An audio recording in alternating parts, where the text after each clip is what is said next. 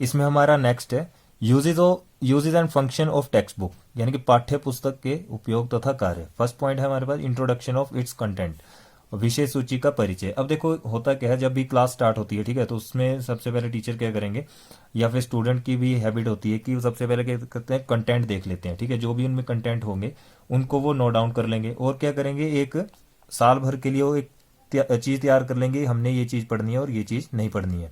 तो इसी हिसाब से टीचर भी क्या करते हैं, मतलब ईयरली जो काम होता है उसको एक बारी में ही बता देते हैं, जिसके कारण क्या है, बच्चा हमेशा तैयार रहेगा कि हमने पूरे साल में ये काम जो है वो इस तरह से करना है, इस तरीके से करना है, ठीक है। तो ये था इंट्रोडक्शन ऑफ कंटेंट, यानी कि कंटेंट के बारे में आपको बताया जाएगा।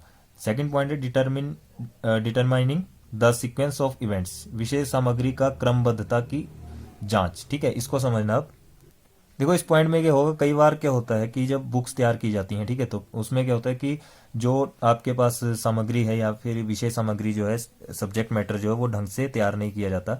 मतलब जैसे समझ लो आपकी आपके पास कोई बुक आ गई, ठीक है, उसमें क्या है, सबसे पहले कोई हार्ड टॉपिक दे दिया होगा, उसके बाद उससे ज़्यादा हार्ड होगा, फिर लास्ट में जाकर के इजी टॉपिक आएंगे। तो सिलेबस इस हिसाब से बना होना चाहिए कि पहले इजी हो, ठीक है, ताकि उससे से कम जो बच्चा कर सके, ठीक है, यानी कि जो जिनका मतलब माइंड इतना क्लियरली फास्ट नहीं होता, जो समझ नहीं पाते इस चीज़ को, तो वो भी क्या है उस चीज़ को समझ सकें। पहले इजी होना चाहिए, फिर थोड़ा सा उससे अप लेवल यानी कि बढ़ता चले। अगर इस टाइप से अगर वो चीज़ ना हो तो टीचर की ड्यूटी है कि वो उस सीक्वेंस में उस सिलेबस को या फिर इस कंटेंट को जो है वो तैयार करके बच्चों को बता सके, ठीक है। तो एक सीक्वेंस होना चाहिए हर चीज़ का, जैसे आप पढ़ाओगे तो वहाँ पर सीक्वेंस होना चाहिए कि अगर फर्स्ट टॉपिक ये है तो सेकंड टॉपिक हमारा ये होना चाहिए, थर्ड ये होना चाहिए, फोर्थ ये होना चाहिए, ठीक है। तो इसमें यही चीज़ें आएंगी कि विषय सामग्री की क्रमबद्धता की जांच, यानी कि सीक्वेंस में ही सारे कंटेंट जो वो होने चाहिए। अब थर्ड पॉइंट है इसमें, थर्ड में बोला गया है कि developing a readiness for each unit, प्रत्येक इकाई की तैयारी, ठीक है। अब इस पॉइंट में क्या है, प्रत्येक इकाई की तैयारी, यानी कि हमें इस तरह से तैयार रहना चाहिए। देखो अगर आपके पास कोई बुक है आपके पास, ठीक है, उसमें क्या है यूनिट्स वाइज आपके पास सब कुछ दिया है, तो उसमें कुछ लेक्चर्स ऐसे होते हैं जिसमें हम क्या कर सकते हैं, डिबेट भी करवा सकते हैं या फिर कोई आर्ट एंड क्राफ्ट का कंपटीशन भी उसमें करवा सकते हैं, ठीक है। तो इसमें क्या है, हर एक बच्चे को क्या है इसमें अपना जो एक हर बच्चे को जो है अपना पार्ट लेना चाहिए हर एक चीज में। तो इसमें क्या होगा, जो उसका देखो सब्जेक्ट मैटर में इसमें क्या आएगा, देखो जैसे कुछ सब्जेक्ट होंगे, ठीक है, तो उनमें बच्चा काफी इंटरेस्ट लेगा, जो इंटरेस्टेड सब्जेक्ट होंगे उसमें इंटरेस्ट लेगा और उसी के टॉपिक्स में वो डिबेट और आर्ट एंड क्राफ्ट के बारे में सोचना शुरू करेगा। तो एक इकाई बन जाएगी, ठीक है, मतलब वो यूनिट में से कुछ एक टॉपिक को चूज कर लेंगे, ठीक है, उसी हिसाब से वो उस पर डिबेट या फिर आर्ट एंड क्राफ्ट या फिर कुछ भी वो आइटम जो है करवा सकते हैं, जिससे क्या है जो बुक है वो उसमें काफ़ी ज़्यादा हेल्प कर सकती है। अब फोर्थ पॉइंट है proper use of question and exercise at the end of each unit, proper use of question and exercise at the end of each unit, अभ्यास के अंत में दिए गए प्रश्नों व अभ्यासों का समुचित प्रयोग। देखो इसमें क्या आएगा, अगर जो एक्सरसाइज में आपको पता है कि लास्ट में एक्सरसाइज के क्वेश्चंस होते हैं, ठीक है, तो सबसे पहले तो ये होना चाहिए कि टीचर को खुद से वो प्रिपेयर करके लाने हैं, ठीक है। दूसरा काम कि वो बच्चों को काम दे सकते हैं कि आपने इन क्वेश्चंस को तैयार करके लाना है। या फिर तीसरा क्या हो सकता है, जो काफ़ी ज़्यादा इंटेलिजेंट बच्चे क्लास में होते हैं, ठीक है, तो उनको क्या कर सकते हैं टीचर जो है वो अलग अलग काम जो है आराम से दे सकते हैं, यानी कि उनको कुछ एक्स्ट्रा वर्क वो दे सकते हैं ताकि वो उस पर काम करें। क्योंकि कई बार क्या होता है, कुछ जो इंटेलिजेंट बच्चे होंगे वो अपना काम जो है जल्दी से करके आ जाएंगे और टीचर को दिखा देंगे, टीचर फिर क्या होगा, जो जिनके पास मतलब जो कर नहीं पाते बच्चे, ठीक है, उनको क्या लगता है कि हम नहीं कर पाए, ठीक है, तो इससे क्या है कि उनको भी जो यानी कि जो इंटेलिजेंट बच्चे हैं उनको भी एक्स्ट्रा काम दिया जाए, जिससे क्या है जो बाकी बच्चे हैं वो भी अपना काम जो है समय पर पूरा कर सकें, ठीक है। अब लास्ट पॉइंट है इसमें, in order to understand the substances of subject matter, अधिगम का सार रूप समझने के लिए। अब इसको समझो आप क्या है ये। इस पॉइंट में क्या है कि टीचर को ऐसा होना चाहिए कि देखो वैसे तो टोटल बहुत सारे मेथड हैं पढ़ाने के, बहुत सारे मेथड हैं, लेकिन जो मेथड जो है बच्चों को अच्छे से समझ आ सके तो उसका यूज जो है ज़्यादा टीचर को करना चाहिए, ठीक है। जिससे क्या है जो सब्जेक्ट मैटर यानी कि जो आपके पास विषय है, ठीक है, उसका उस जो भी आपके पास सब्जेक्ट है उसका जो आप टॉपिक करवा रहे हो, ठीक है, वो है बच्चों को एकदम से क्लियरली समझ आ जाना चाहिए, ठीक है। तो इसमें क्या करेंगे, टीचर ऐसा सही मेथड यूज करेगा जिससे बच्चों को जो है वो आसानी से समझ आ सके। और वैसे तो टेक्निक्स काफ़ी हैं, लेकिन जो अच्छी टीचर को लगती हैं वही वो उनको बताए। या तो थ्योरी अगर अच्छे से बता सकते हैं तो थ्योरेटिकली बताएं, या फिर प्रैक्टिकली उनको जाकर समझाएं, तब जाके बच्चे को वो चीज़ समझ आएगी, ठीक है। तो ये इस पॉइंट में यही आएगा कि जो आपके पास जो भी मटेरियल है, सब्जेक्ट मैटर है, उसको आप ऐसे सिलेक्ट करो और ऐसे मेथड से सिलेक्ट करो कि जिससे जो है बच्चा एकदम से उसको समझ सके। और वैसे तो बुक्स भी काफ़ी हेल्प करती हैं, लेकिन बुक्स के अलावा भी उसमें कोई और मेथड है तो उसको आप यूज़ करके बता सकते हो। तो अब नेक्स्ट हमारे पास इसमें आ जाएंगे फंक्शंस ऑफ टेक्स्ट बुक, ठीक है। तो ये थे हमारे यूजेस थे। अब फंक्शंस क्या है, पाठ्य पुस्तक के कार्य। तो पहला फंक्शन है हमारे पास फंक्शन ऑफ रिकॉर्ड का कार्य, यानी कि इसमें अब ऐसा मत समझना कि इसमें हम रिकॉर्ड बना के रखेंगे, ठीक है। इसको समझना क्या पॉइंट आएगा इस पे।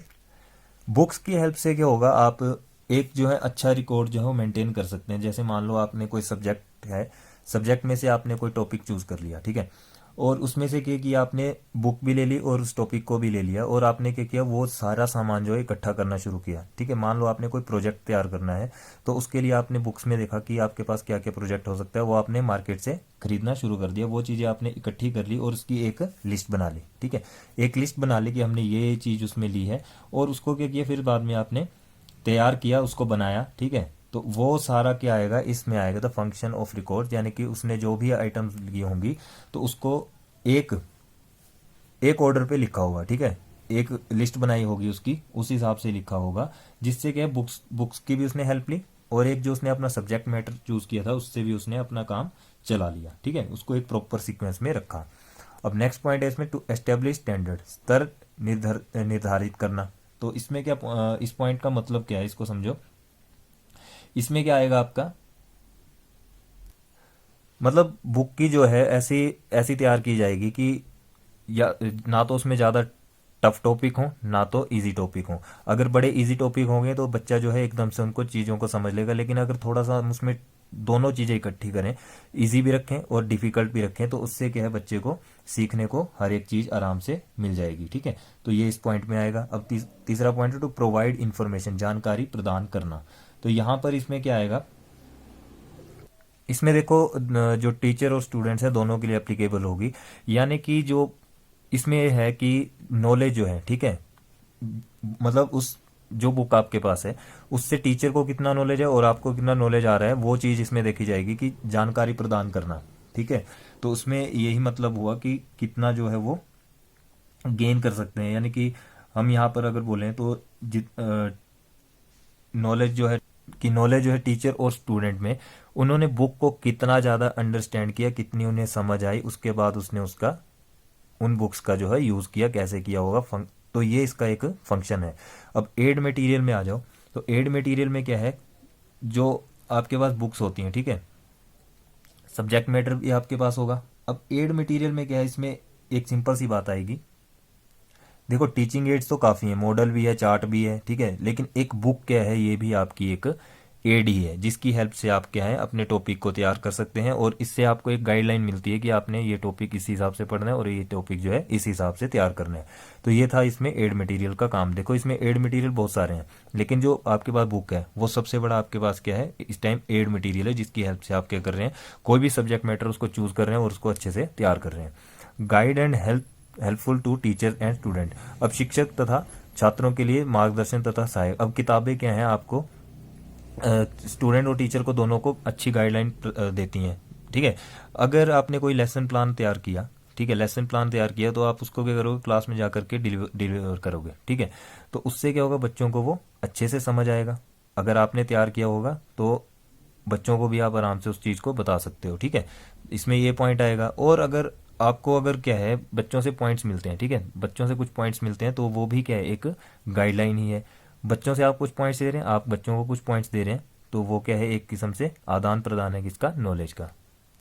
और इन्हीं बुक की हेल्प से क्या है, जो आपका काम रह गया हो, जैसे क्लास में कई बार बच्चों से काम नहीं हो पाता, ठीक है, तो वो क्या करते हैं, घर जाके उस बुक को पढ़ेंगे और उससे क्या है वो अपना काम जो है पूरा कर सकते हैं। तो ये पॉइंट था guide and helpful to teachers and student. अब नेक्स्ट है इसमें helpful in maintaining discipline in a direct manner, यानी कि परोक्ष रूप से अनुशासन बनाए रखने में सहायक।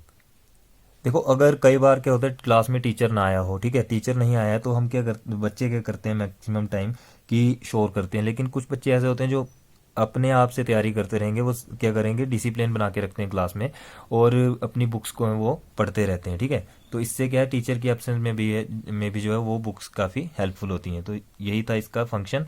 अब देखते हैं इसका नेक्स्ट पॉइंट क्या है। नेक्स्ट है इसमें हेल्पफुल इन इवेल्यूशन, मूल्यांकन में सहायक, यानी कि जब आपको चैप्टर पढ़ा दिया जाएगा तो उसके बाद क्या होगा, देखो मान लो आपको एग्जाम लिए जाएंगे, ठीक है, एग्जाम लिए जाएंगे तो टीचर क्या करेगा, पेपर तैयार करेगा। तो पेपर कैसे तैयार होंगे, पेपर भी इसी बुक की हेल्प से जो है तैयार किए जाएंगे, ठीक है। बुक ही वहाँ पर हेल्पफुल होगी आपके लिए क्वेश्चन को तैयार करने के लिए। और आप जो उसका आंसर लिखोगे, ठीक है, आंसर शीट पे आंसर लिखोगे तो उसका टीचर क्या करेगा, फिर बाद में चेक करके आपको रिजल्ट देगा, वो क्या होगा, आपका मूल्यांकन होगा। अब change in the size of expansion, विस्तार तथा आकार में परिवर्तन सुगम। अब इस पॉइंट में क्या आएगा, देखो टाइम के साथ साथ क्या चेंजिंग आती है काफ़ी, तो टाइम के साथ साथ के सिलेबस में भी थोड़ा चेंज आना चाहिए। मतलब अगर 5 साल एक ही बुक को आप पढ़ाते जा रहे हैं, तो अब अगर इसमें नई चीज़ एडअप की जाए तो वो उसमें ऐड की जानी चाहिए, ठीक है। तो इसका ये क्या हो गया, एक फंक्शन हो गया, मतलब हर समय क्या है वो सब्जेक्ट में कुछ ना कुछ चेंजिंग उसमें आनी चाहिए, बदलाव उसमें आना चाहिए। टाइम की नीड क्या है, आज की टाइम की नीड क्या है कि कुछ ना कुछ बच्चा जो है नया सीखे, इसलिए उसमें क्या है कि नई चीज़ उसमें एडअप की जाए ताकि बच्चे को भी वो समझने में अच्छी लगी और उसमें वो इंटरेस्ट ले सके। तो ये था हमारा फंक्शन और यूजेस। तो इस वीडियो में इतना ही, ये आप अच्छे से समझ लेना और इसको नोट कर लेना, ठीक है। मिलते हैं नेक्स्ट वीडियो में। नेक्स्ट वीडियो में करेंगे अब इसके जो नेक्स्ट इसके पॉइंट्स हमारे criteria for the selection of good text book and on physical education, sorry physical science, तो इसको हम करेंगे, ठीक है। तब तक के लिए थैंक्स, मिलते हैं नेक्स्ट वीडियो में।